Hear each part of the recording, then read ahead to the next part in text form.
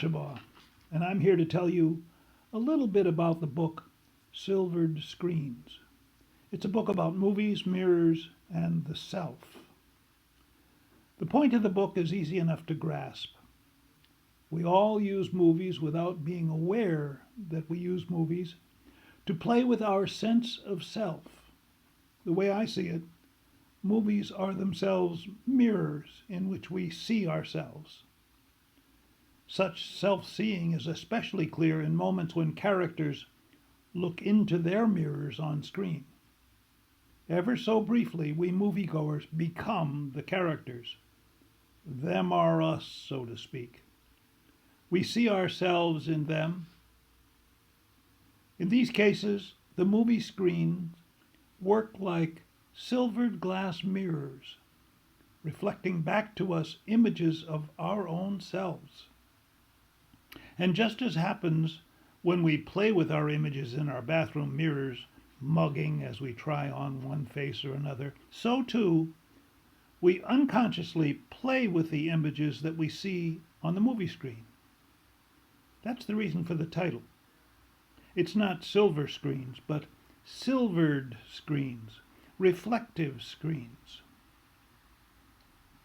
As we watch mirror-gazing characters, we tend to sympathize with them.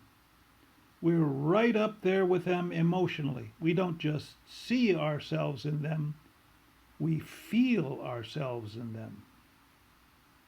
This is, you might say, kind of cute. But I contend that it's more than cute, it's important. Exceedingly important, and that's because personal identity, our sense of self, remains remarkably cloudy despite the central role that it plays in moral, cultural, political, and legal affairs. Because of the clouds that obscure the self, people often become impatient when facing off with others whose conception of person and the self differ from our own. Just think about it. Is a 6-week-old embryo a person or not? Half of us say yes, but others amongst us say no. In the face of such disagreements, what we all need is a measure of sympathy to moderate our strongly held views and prevent us from assaulting those who disagree with us. Such assaults, of course, happen too frequently. The body of the book explores many issues, including the identity challenges of werewolves, clones, doppelgangers, time travelers.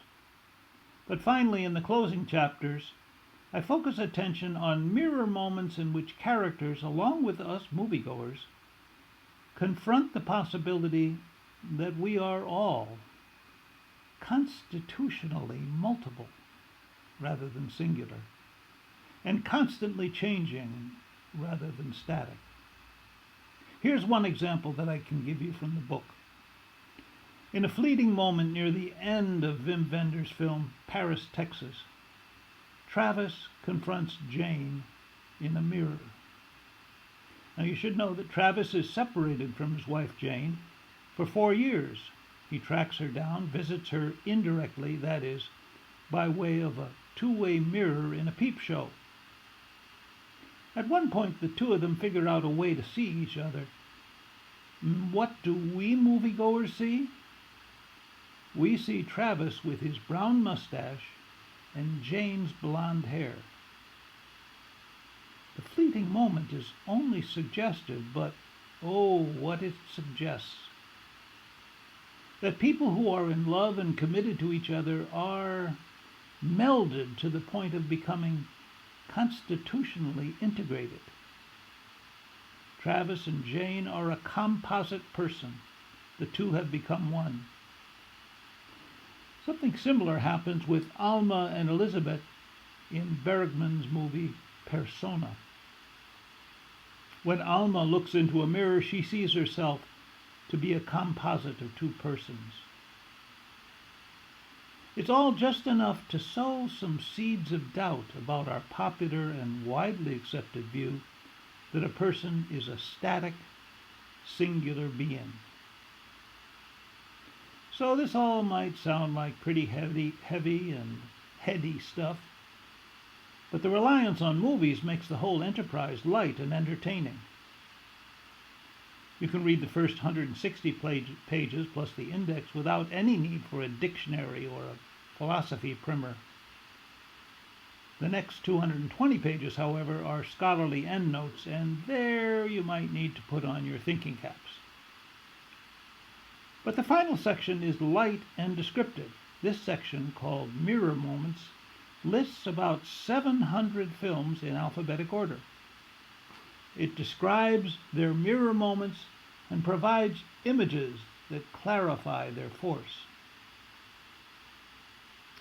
So, Silvered Screens is a 750-page book, really 3 books in one. Nevertheless, it's reasonably priced on Amazon, $25 for a paperback and $10 for the Kindle edition, which I recommend because you can easily search and find authors' names, movie titles, and other interesting tidbits. Let me offer a final word for movie lovers, aficionados of cinema, film fans. There are lots of reasons for falling in love with films, lots of justifications for spending hours in front of our screens. Who doesn't love a good Preston Sturges comedy or a Tom Cruise thriller or a Harry Potter fantasy? But here I'm suggesting that movies are more than just delightful diversions. They can provide us with what is needed to rethink ourselves, and even, perhaps, to change our world. It might sound strange to say it, but movies really matter.